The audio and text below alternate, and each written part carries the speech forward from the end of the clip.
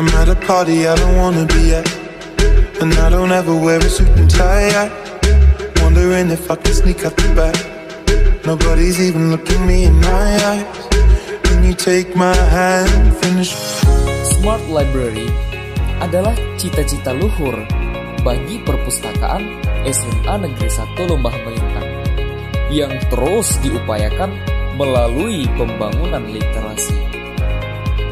Pemberdayaan pembelajaran sepanjang hayat yang mengharuskan siswa dan guru.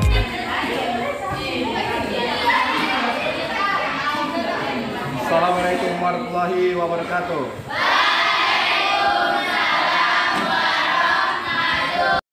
Apa kabar anak kami, sehat? Sehat. Benar kami, hari ini kita akan belajar.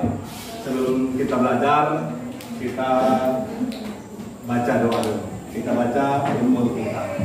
A'udzubillahi minasyaitonirrajim.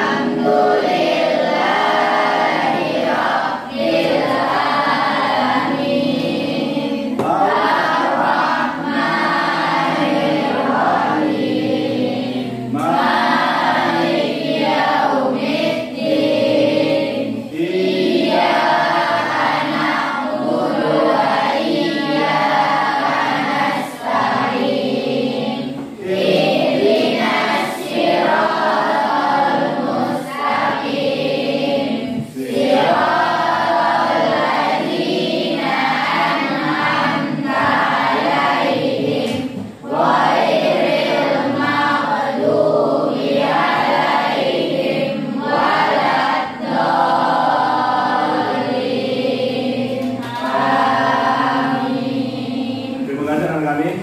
Setelah kita baca pasien tadi, semoga apapun yang kita, Allah mudahkan semua urusan kita dan dimudahkan Allah hati kita dan pikiran kita untuk fokus belajar. Semoga dapat pahala di sisi Allah nanti. Baiklah anak kami, kita memulai pelajaran kita pada hari ini. Akan kita cek dulu kehadiran. Apakah anak kami ada yang libur ataupun ada yang tidak? Afidatul Zakiyah, Hadir Pak. Alia Marza, Hadir Pak. Anissa, Hadir Pak. Arista Aulia Aristra, Hadir Pak. Asifa Aina, Hadir Pak. Nadia Anasastra, Satria ya, Sastri, Putri Ramadhani, Hadir Pak. Wira Haloma, Zahra Aziza, Zorif Al-Ato. Hadir Pak. Alhamdulillah semuanya hadir. Baiklah kami. Minggu kemarin kita telah belajar tentang masalah berpikir kritis dan mencintai ilmu teknologi. Dan pertemuan kali ini kita akan belajar tentang bukti beriman, memenuhi janji, mensyukuri nikmat, memelihara lisan, menutupi aib orang lain. Jadi anak-anak ini nanti ini pembelajaran kita tentang masalah problem based learning. Maka daripada itu nanti kita akan berbagi kelompok dan anak-anak kami untuk mencari inti permasalahan yang ada kita tampilkan nanti. Baiklah kami, kita lihat dulu tujuan pembelajaran kita itu tidak bukan menganalisis cabang iman, memenuhi janji, mensyukuri nikmat, memelihara lisan, menutupi aib orang lain. Nomor 2, mempresentasikan tentang memenuhi janji, mensyukuri nikmat, memelihara lisan, menutupi aib orang lain, sehingga dapat meyakini bahwa cabang iman tersebut adalah bagian dari ajaran agama. 3. Membiasakan sikap tanggung jawab, memenuhi janji, mensyukuri nikmat, memelihara lisan, menutupi aib orang lain. Nah, anak kami, jadi coba anak kami dilihat ini ada beberapa gambar. Ini adalah memenuhi janji, mensyukuri nikmat, menjaga lisan, menutupi aib orang lain. Baiklah, untuk sekarang, untuk lebih efektifnya pembelajaran kita, maka silakan bagi 4 kelompok. Baiklah kami, setelah kita bagi kelompoknya, Bapak akan sebagai fasilitator yang mencari masalah-masalah dan melihat masalah-masalah pembelajaran kita. Itu anak kami nanti yang mencari sumber belajarnya, bagaimana solusinya. Maka daripada itu kita akan bagi kelompok ini. Maka kelompok 1, kelompok 2, kelompok 3, kelompok 4. Kelompok 1 silakan dicatat anak kami bahwa kelompok 1 itu mencari apa yang dimaksud dengan memenuhi janji dan seperti apa kriteria janji. Kelompok 2 silakan dicatat itu mensyukuri nikmat. Seperti apa makna dari mensyukuri nikmat? Boleh anak-anak kami gunakan buku yang ada, boleh juga dilihat dari website, blog-blog, dari Google ataupun dari yang bisa menambah pengetahuan anak kami. Kelompok 3 menjaga lisan. Silakan dicatat menjaga lisan. Seperti apa menjaga lisan itu? Makna menjaga lisan. Seperti apa menggunakan lisan itu? Kelompok 4 itu menutup aib orang lain. Silakan dicatat. Baiklah, Bapak akan memberikan waktu lebih kurang 5 menit untuk menjawab, dan 1 dari kelompok nanti akan mempresentasikan itu. Baiklah kami, silakan kerjakan. Jajak. Pastikan kami berdiskusi antara kelompoknya sehingga nanti jawaban anak kami itu bisa mewakili dari materi-materi yang kita tugaskan kepada setiap kelompok.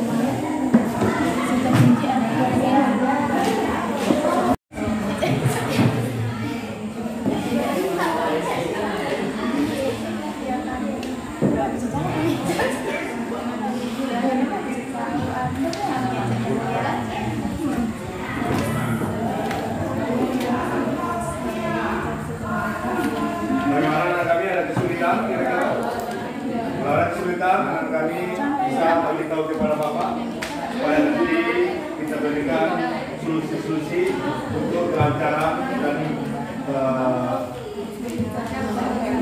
pelajaran masukan dari pembelajaran kita.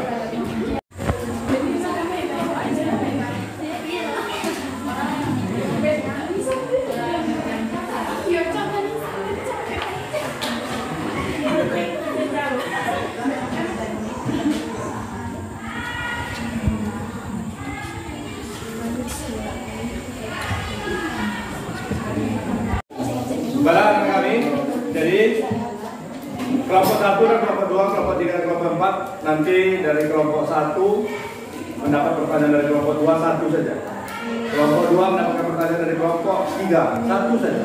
Dan kelompok 4 mendapatkan kelompok 3 mendapatkan pertanyaan dari kelompok 4 1 saja. Jadi setiap kelompok itu mencari 1 pertanyaan tentang masalah topik pembahasan yang nantinya akan kami presentasikan. Dadah.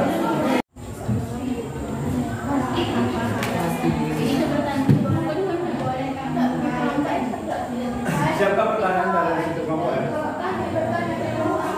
Iya. Tentang masalah ini ya, tentang menutup aib orang lain. Sudah.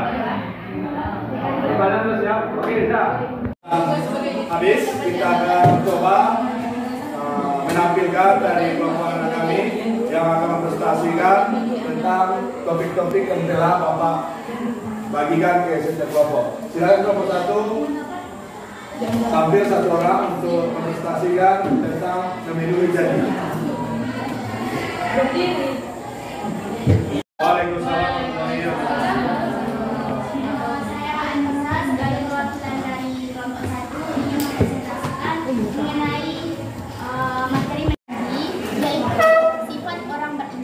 Setiap janji adalah hutang, sedangkan hutang harus ditunaikan. Dengan demikian dapat dikatakan bahwa orang yang ingkar janji sama halnya dengan tidak membayar hutang.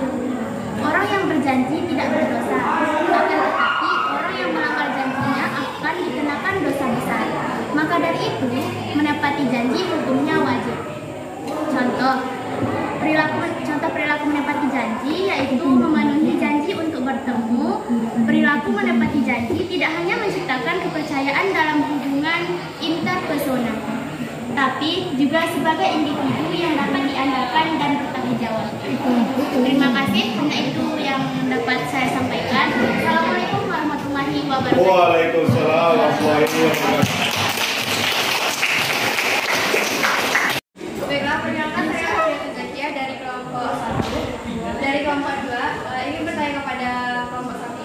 Sebelumnya saya ucapkan terima kasih karena memberikan saya kesempatan untuk bertanya, dan pada materi yang disampaikan dari kelompok 1 sangat menarik menurut saya. Islam sangat menganjurkan untuk menepati janji. Apa keutamaan ketika kita menepati janji? Sekian, terima kasih. Assalamualaikum warahmatullahi wabarakatuh. Waalaikumsalam warahmatullahi wabarakatuh. Oke, silakan dijawab kelompok 1 biar kita langsung ke kelompok 2.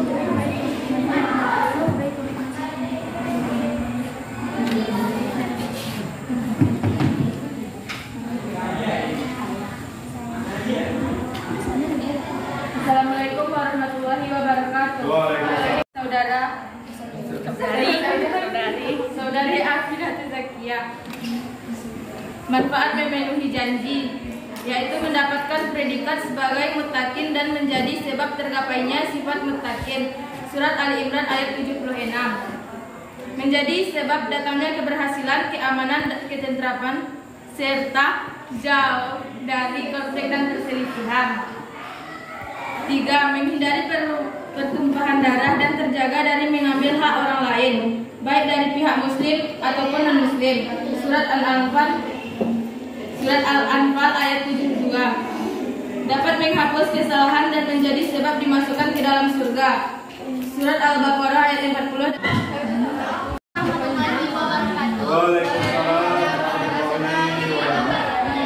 Terima kasih sudah memberikan pertanyaannya kepada kelompok kami. Dan saya akan menjawab pertanyaan dari saudari Afiatul Zakia, yaitu manfaat menepati janji. Yang pertama, mendapatkan predikat sebagai muttaqin dan menjadi sebab tergapainya sifat muttaqin, yaitu terdapat dalam Quran surah Al-Imran ayat 76. Yang kedua, menjadi sebab datangnya keberhasilan, keamanan, dan ketentraman serta jauh dari konflik dan persalinan. Yang ketiga, menghindari pertumpahan darah dan terjaga dari mengambil hak orang lain, baik dari pihak muslim ataupun non-muslim. Terdapat dalam surat Al-Anfal ayat 72. Kemudian yang keempat, dapat menghapus kesalahan dan menjadi sebab dimasukkan ke dalam surga.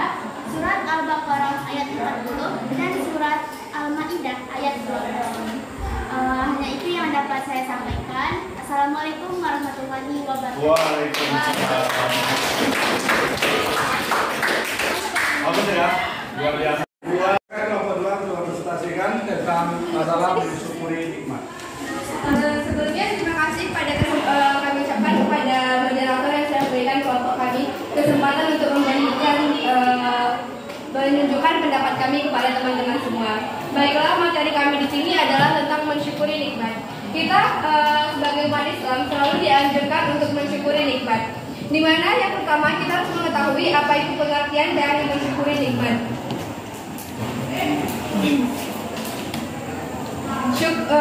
Dalam secara bahasa, syukur berarti membuka atau menampakkan. Lawan kata dari syukur ini adalah kufur, berarti menutup atau menyembunyikan. Syukur merupakan bentuk keridoan atau pengakuan terhadap rahmat Allah Subhanahu wa taala dengan setulus hati. Makna lainnya adalah pujian atau pengakuan terhadap segala nikmat Allah Subhanahu wa taala yang dibuktikan dengan kerendahan hati, ketulusan menerima yang diwujudkan melalui ucapan, sikap, dan perilaku. Berdasarkan uraian yang saya bacakan tadi, terdapat dalam Quran surah Luqman juga dijelaskan Quran surat Luqman yang berarti sesungguhnya telah kami berikan nikmat kepada Luqman, yaitu bersyukur kepada Allah, dan barang siapa yang bersyukur kepada Allah maka sesungguhnya ia bersyukur untuk dirinya sendiri, dan barang siapa yang tidak bersyukur maka sesungguhnya Allah Maha Kaya lagi Maha Tinggi. Quran surat Luqman ini memperkuat bahwa dalam Islam dikuatkan untuk bersyukur atas nikmat yang diberikan oleh Allah Subhanahu wa Ta'ala. Selanjutnya ada pun manfaat dari bersyukur ini. Yang pertama, hidup akan menjadi lebih berkah. Yang kedua, menjadi lebih produktif. Yang ketiga, lebih bahagia dan optimis. Yang keempat, terhindar dari penyakit hati. Yang kelima, ditambah nikmat pada Allah Subhanahu wa Ta'ala. Yang keenam, terhindar dari azab Allah Subhanahu wa Ta'ala. Baiklah, itu yang dapat saya sampaikan pada kesempatan ini. Sebelumnya saya ucapkan atas kesalahan kata dari saya, dan saya akhiri dengan Assalamualaikum warahmatullahi wabarakatuh. Waalaikumsalam. Silakan nomor 3, tanggapi ataupun beri pertanyaan satu. Saya persiapannya dari kelompok 3 bertanya. Kemudian syukur menurut apa alasan? Oh ya, mungkin pertanyaan dari kelompok 3 itu tentang apa pembagian syukur menurut Imam Al-Ghazali. Kepada kelompok 2 coba dijelaskan atau bisa menjawab. Silakan kelompok 2. Bisa Pak. Baiklah, menurut Imam Al-Ghazali yaitu ada 3. 1. Ilmu atau harus ilmu, hal atau keadaan, dan amal atau perbuatan. Melalui ilmunya, seseorang menyadari bahwa segala nikmat yang diterima semata-mata berasal dari Allah Subhanahu wa Ta'ala. Keadaannya menyatakan kegembiraan. Selanjutnya, amal perbuatannya sesuai dan sejalan dengan fungsi nikmat tersebut diberikan. Sekian yang dapat kami sampaikan atas pertanyaan yang telah diberikan kelompok 3. Apakah kelompok 3 dapat menerima jawaban yang telah kami berikan? Sekian, terima kasih. Assalamualaikum warahmatullahi wabarakatuh. Mungkin yang sudah dari kelompok 3. Warahmatullahi wabarakatuh. Waalaikumsalam warahmatullahi wabarakatuh. Bella, kami dari kelompok 3 akan mempresentasikan tentang menjaga lidah. Lidah atau lisan merupakan anggota tubuh yang sangat berharga. Allah Subhanahu wa Ta'ala memberikan karunia lisan kepada manusia untuk berbicara. Namun sayangnya banyak di antara manusia sulit mengendalikan lisan.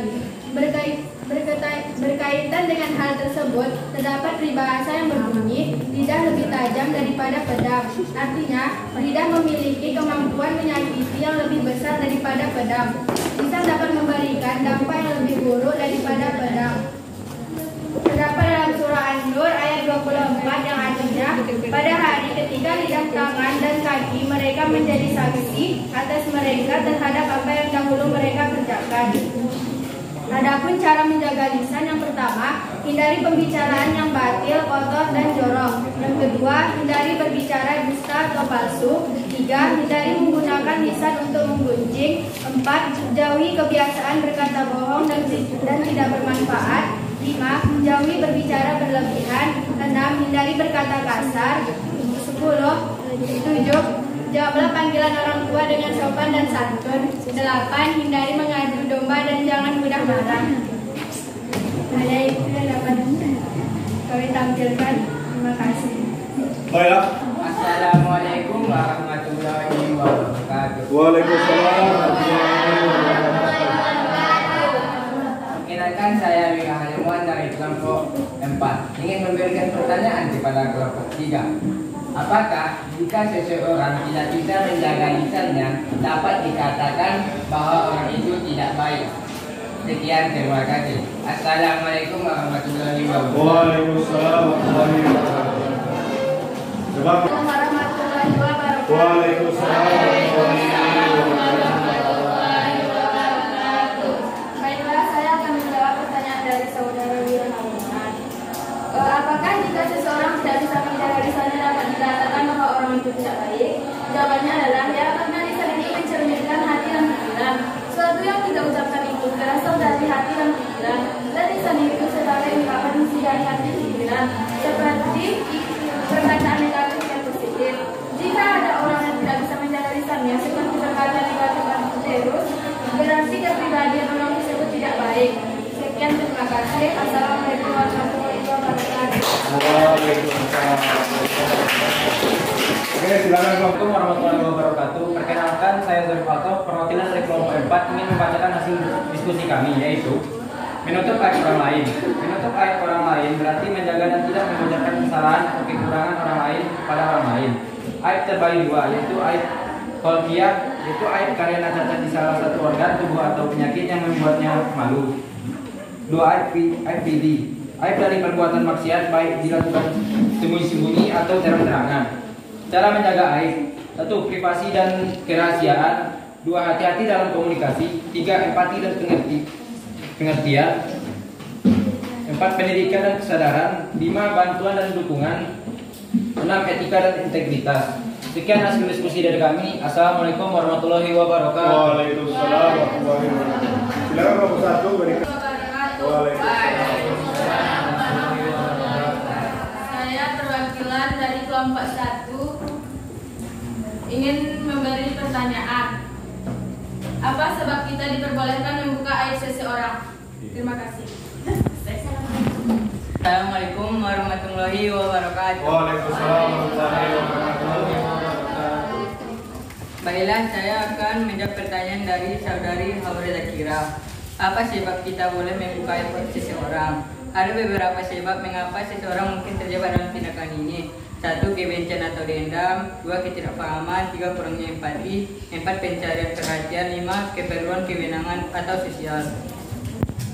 Sekian dari saya. Assalamualaikum warahmatullahi wabarakatuh.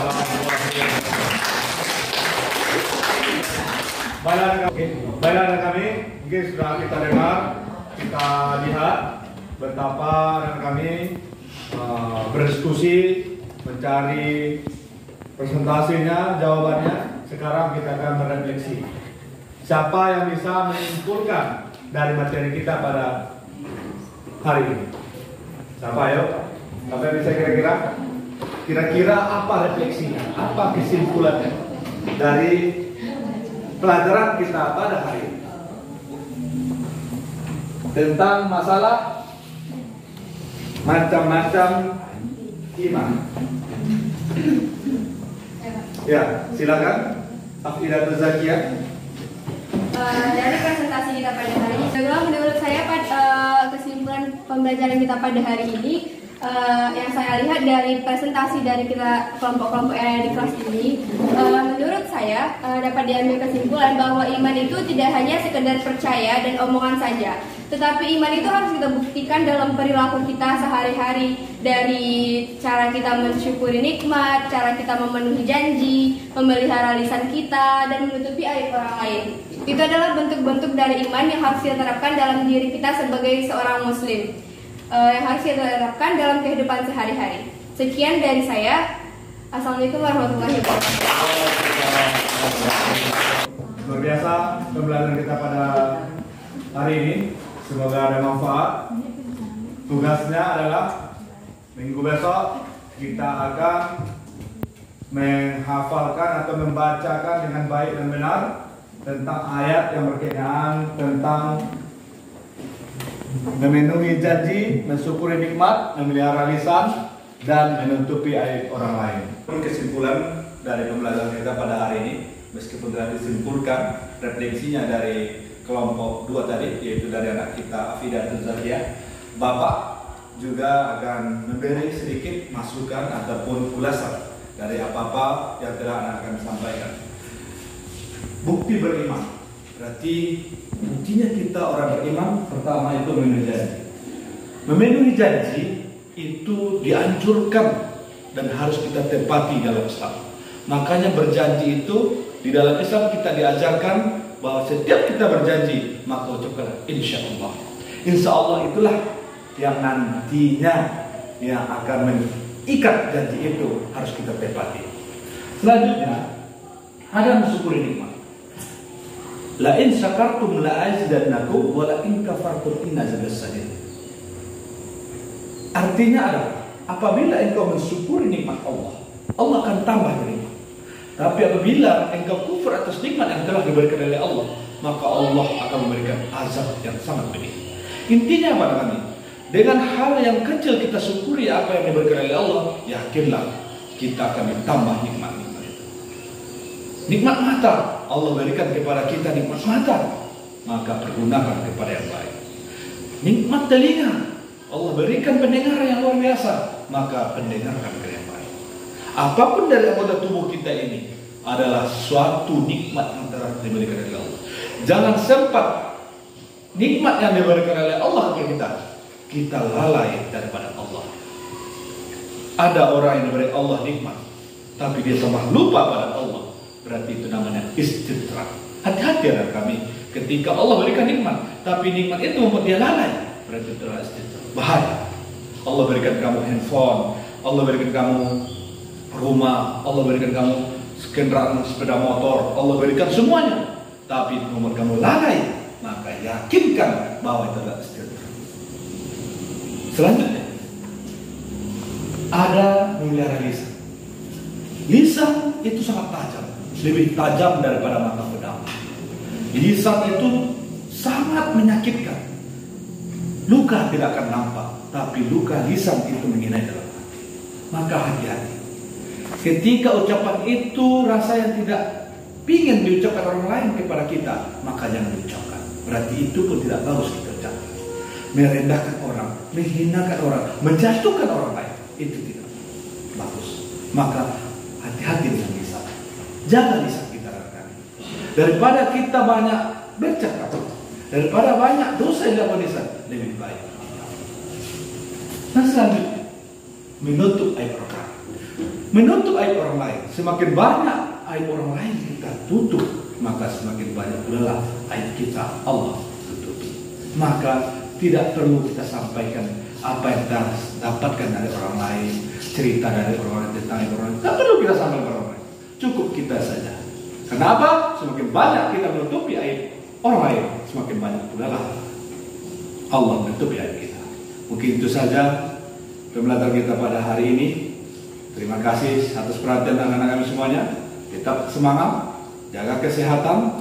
Besok, minggu besok kita akan jumpa lagi dan mendalami dari materi-materi ini, dan kita akan fokus dan tetap yakin bahwa kita belajar agama Islam ini adalah kebaikan untuk dunia dan akhirat kita. Mungkin itu saja. Wabillahi taufiq wal hidayah. Assalamualaikum warahmatullahi wabarakatuh.